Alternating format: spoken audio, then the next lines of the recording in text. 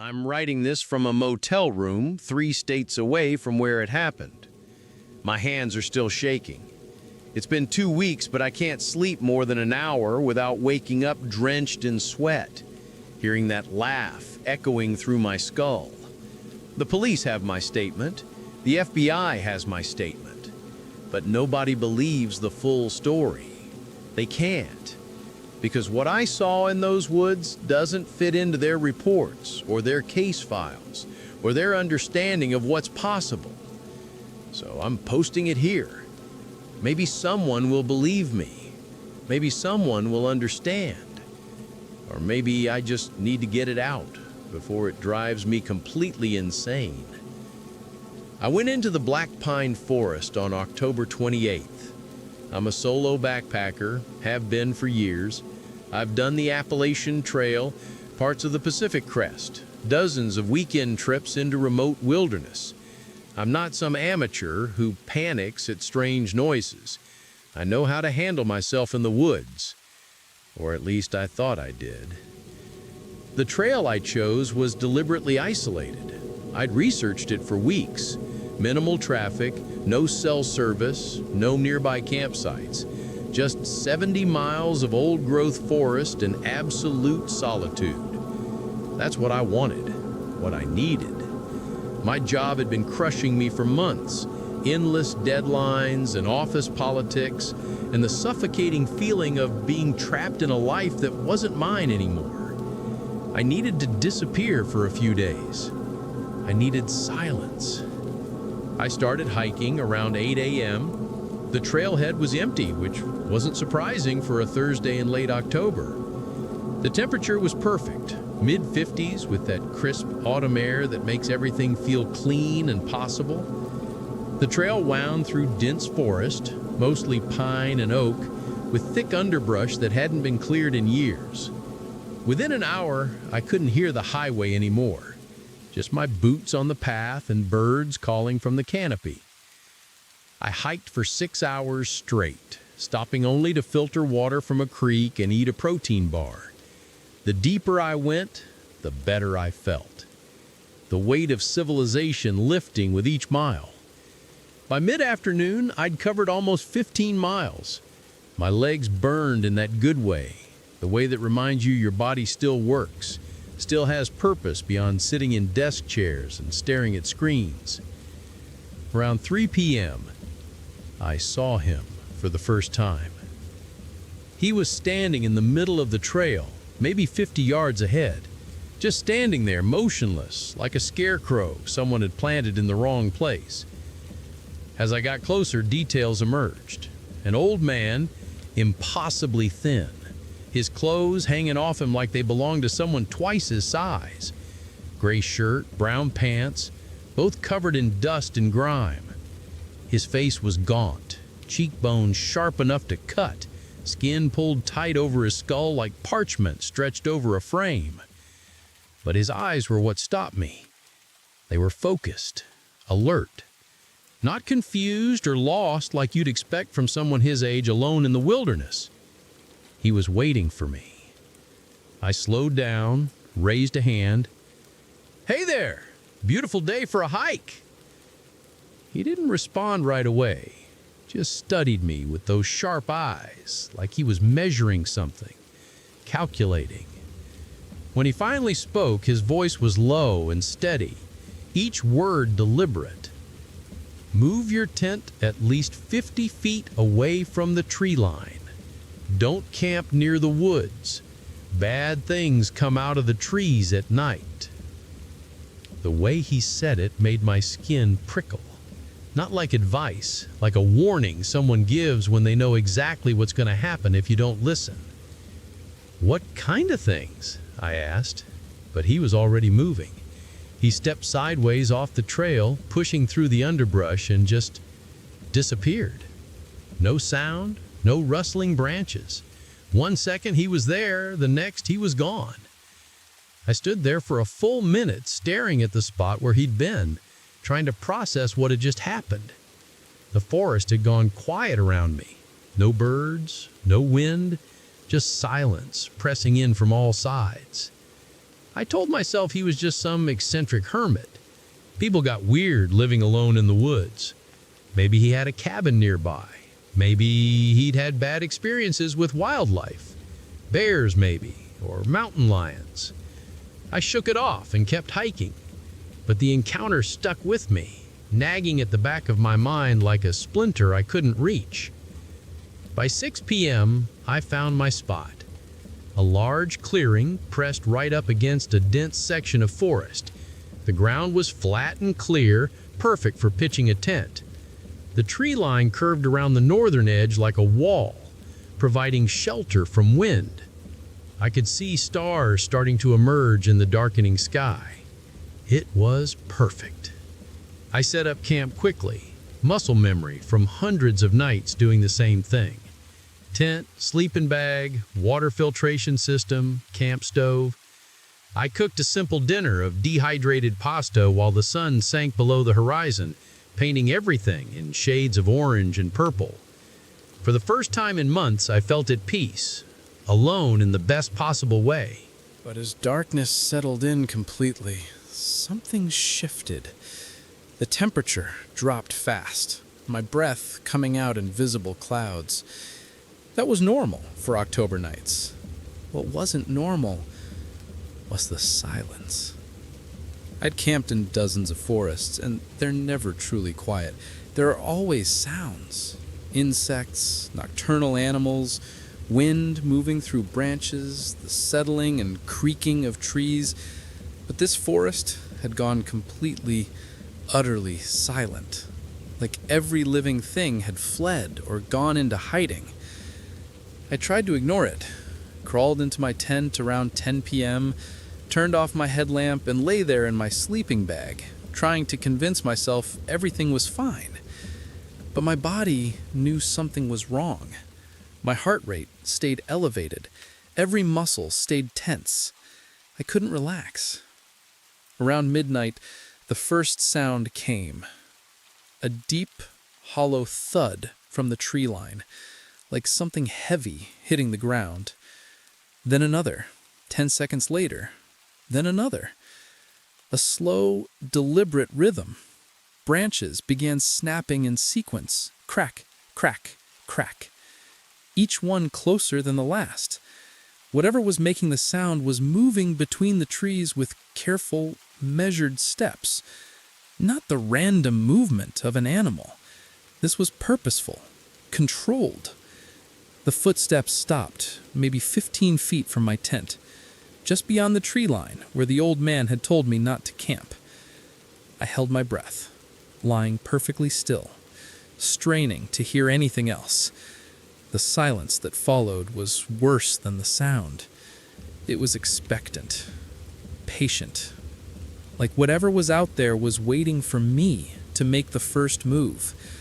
I grabbed my flashlight with shaking hands and slowly unzipped the tent flap. The sound of the zipper seemed impossibly loud in the dead silence. I pointed the beam toward the tree line, my hand trembling so badly the light danced across the ground. That's when I saw it roll into view. A human hand, severed cleanly at the wrist. The fingers were slightly curled, pale in the flashlight beam. Blood pooled beneath it, still wet, still fresh, soaking into the dirt. I could see the clean cut through bone and tissue, precise, almost surgical. My throat closed. I couldn't breathe, couldn't think. Just stared at that impossible thing lying in the dirt 10 feet from my tent. Then he stepped out of the trees. The old man. But everything about him was different now. His shirt was drenched in blood from collar to waist, so saturated it dripped on the ground with soft pattering sounds. His face had changed. The empty, waiting expression was gone, replaced by something focused and hungry. His eyes gleamed in my flashlight beam like an animal's, reflecting the light back at me. He held something in his right hand, a hunting knife, long and curved, blade dark with blood. When he spoke, his voice was almost gentle, like he was explaining something to a child who should have known better. I told you not to camp near the trees. Makes the killing easier." He smiled. Not a friendly smile. Not a crazy smile. A satisfied smile. The smile of someone doing a job they'd perfected over years of practice. Every survival instinct I had screamed at once. I exploded out of the tent and ran. No plan, no direction, just pure animal panic driving me into the forest. Branches whipped my face, tore at my clothes. Roots caught my feet. I fell hard, tasted blood, scrambled up and kept running. Behind me, I heard him laugh. Soft and broken. A sound that shouldn't come from a human throat, echoing through the trees like it was coming from everywhere. I ran until my lungs felt like they were tearing apart, until my legs went numb, until I couldn't take another step. I collapsed behind a massive fallen log, pressing myself into the rotting wood, trying to control my breathing, trying to stay silent. My heart hammered so hard I thought it might burst. Blood ran down my face from a cut above my eyebrow.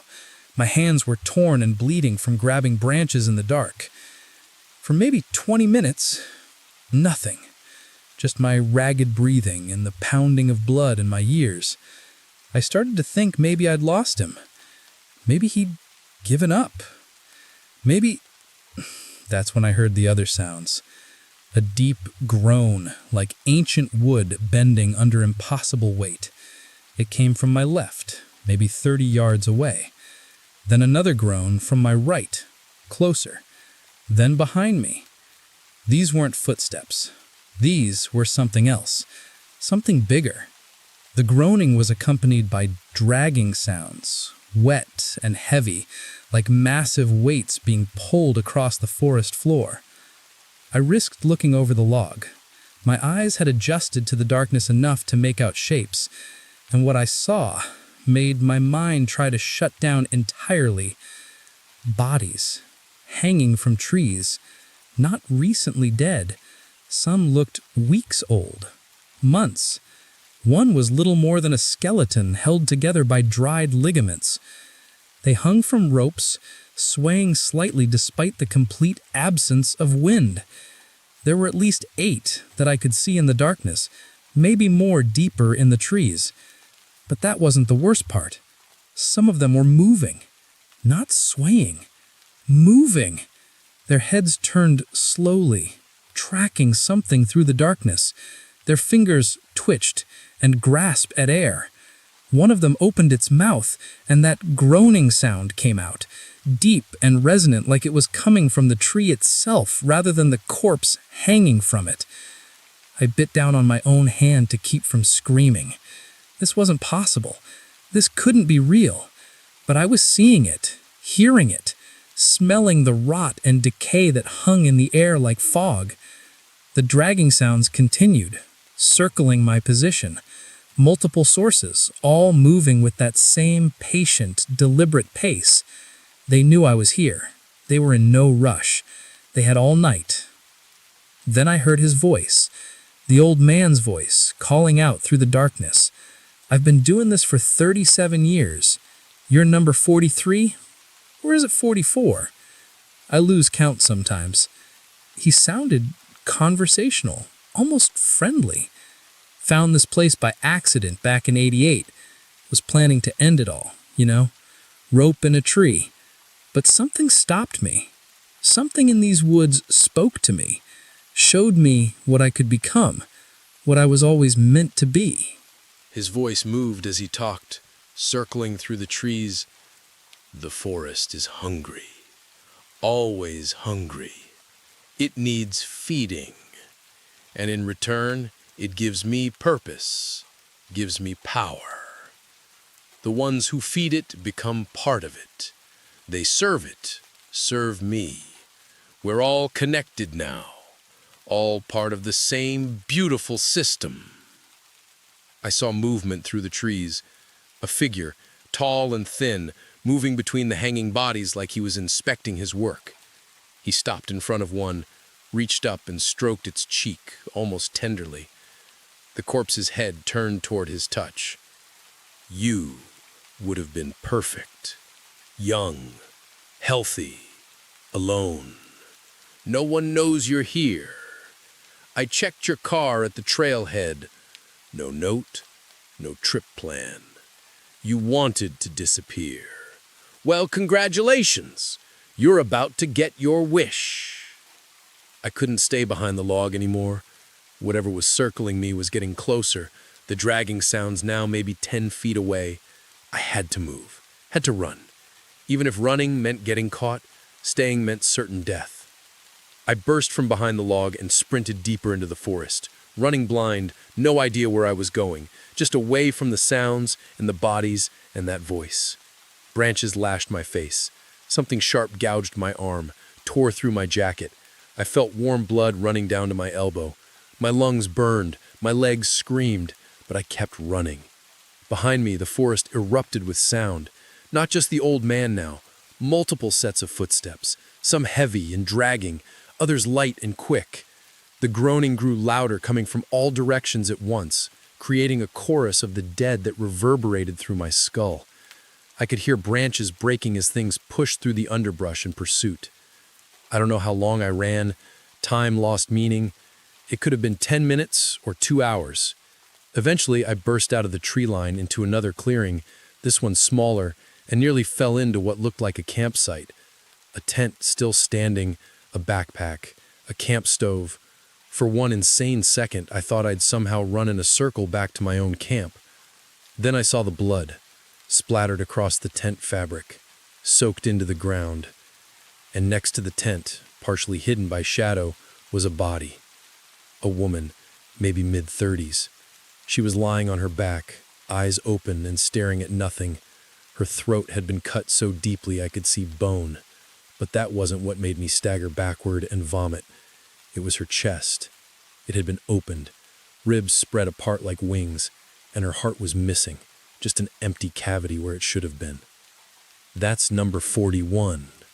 The old man's voice came from behind me. I spun around. He was standing at the edge of the clearing, not even breathing hard, that blood-soaked knife still in his hand. She lasted longer than most. Almost made it to the ranger station. Almost. He started walking toward me, slow and unhurried. The forest chooses who stays and who becomes part of it. I'm just the instrument, the shepherd, if you will. Some people are meant to feed it. Others, he gestured at the hanging bodies now emerging from the tree line behind him, swaying in unison. Others become its guardians, its eternal servants. I was trapped. The tree line on 3 sides, the old man blocking the only clear path. My eyes darted around frantically, looking for anything, any weapon, any escape. That's when I saw it. A flare gun lying next to the woman's backpack. She must have been trying to reach it when he killed her. I dove for it as the old man lunged. His knife whistled past my ear, missing by inches. My fingers closed around the flare gun and I rolled onto my back, pointing it at him, pulling the trigger without aiming. The flare shot out in a burning arc of red light and hit him square in the chest. He screamed, a high-pitched, inhuman sound, and staggered backward, flames spreading across his blood-soaked shirt. But he didn't stop. Didn't stop. He kept coming, burning, his skin blackening and peeling, still reaching for me with that knife. The hanging bodies behind him began to groan louder, swaying more violently, some of them pulling against their ropes hard enough that branches cracked as they pushed through the underbrush in pursuit. I don't know how long I ran. My mind just shut off. Autopilot took over. My body ran while my consciousness retreated somewhere safe and dark. When awareness finally came back, I was stumbling out onto a paved road, dawn light breaking through the trees. A ranger truck was parked on the shoulder, and 2 rangers were standing next to it with coffee, probably planning their morning patrol. They said I looked like I had been mauled by a bear, face torn up, clothes shredded, covered in blood and dirt. I could barely speak. I could barely stand. They caught me as I collapsed and loaded me into the truck, radioing for an ambulance, asking me what happened. I tried to tell them, tried to explain, but the words came out wrong, jumbled and incoherent. All I could manage was bodies and hanging and the old man over and over again. They took me to the hospital, treated my wounds. 23 stitches in my face and arms. Severe dehydration, exposure, shock. The police came that afternoon. I gave them a statement, told them everything, knowing they wouldn't believe it. They humored me, wrote it down, said they'd investigate. 3 days later, a detective came to see me. They'd found the woman's body where I had described it. Her name was Sarah Chen, 34, reported missing 6 weeks earlier. Cause of death, exsanguination from throat laceration. Heart removed post-mortem. They'd found 2 other bodies nearby, both matching descriptions of missing hikers from the past year. But they didn't find the hanging bodies, didn't find the old man, didn't find any evidence of what I'd described. The detective said I stumbled onto a serial killer's dumping ground, and in my panic and the darkness, my mind created the rest. Trauma does strange things to memory, they said. The brain fills in gaps, creates narratives to explain the unexplainable. The old man was probably the killer, and he's likely still out there, but the hanging bodies, the moving corpses, the groaning sounds, all hallucinations brought on by extreme stress and fear. Maybe they're right. Maybe my brain broke and invented monsters because the real monster, a serial killer using the forest as his personal hunting ground, was too mundane, too human to process. But I don't think so. Because I've been researching, digging through old news articles and missing person reports, and I've found a pattern. Over the past 40 years, 73 people have gone missing in Black Pine Forest. Most were solo hikers, most were never found. The few bodies that were recovered showed similar patterns: deep lacerations, missing organs, evidence of being hung or suspended before death. And there are stories. Local legends I found in digitized newspaper archives from the 1800s. Tales of a cursed section of forest where travelers would disappear, where people heard voices calling from the trees, where the dead were said to walk. The FBI has taken over the investigation now. They've declared Black Pine Forest an active crime scene and closed it to the public. They're searching for the killer, for more bodies, for evidence. They've asked me to come back and show them exactly where I ran, where I saw things, but I can't. I can't go back there. Not ever. I'm 3 states away now, in a motel that smells like cigarettes and mold. I don't sleep. When I close my eyes, I see those bodies hanging in the trees, swaying in unison, heads turning to track my movement. I hear that groaning, that wet dragging sound, that soft, broken laugh echoing through darkness. My phone has been ringing all day, numbers I don't recognize, reporters probably, or maybe the FBI with more questions. I don't answer. Instead, I'm writing this, getting it all out. The whole truth, unfiltered by police reports or psychiatric evaluations. Because here's what I know that they don't. The old man told me he'd been doing this for 37 years, that I was number 43 or 44. But the police have only confirmed 4 bodies, which means there are at least 39 more out there. 39 people who went into those woods and never came out. 39 people who might still be hanging from trees, serving the forest, waiting for the next person who camps too close to the tree line. The detective said they searched the area thoroughly. But Black Pine Forest covers over 200 square miles. How thoroughly could they really search? How deep did they go? And did they search at night, when things come out of the trees? I keep thinking about what the old man said about the forest being hungry. About it choosing who stays and who becomes part of it, about him being the shepherd. What if he wasn't lying? What if that forest really is something more than just trees and dirt? What if it really does have some kind of consciousness, some ancient hunger that needs feeding? There's a knock at my door. I freeze. It's 2 a.m. Nobody should be knocking. The motel clerk said I was the only guest on this floor. I turn off my laptop screen and sit in darkness, listening. Another knock. Soft, patient. Then a voice, low and familiar. You can't run forever.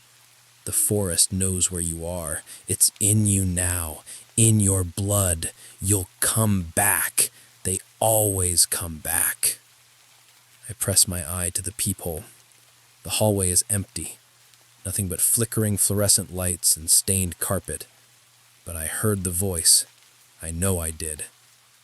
I'm posting this now while I still can. If you're planning to go hiking, especially solo, please listen to warnings from strangers. Don't camp near tree lines in isolated forests. Don't ignore your instincts when everything goes quiet. And if you ever find yourself in Black Pine Forest, if you see an old man standing on the trail with a warning about bad things in the trees, for God's sake, believe him, because the alternative is so much worse than you can imagine. Another knock at the door, louder this time. I'm going to post this, pack my things, and drive.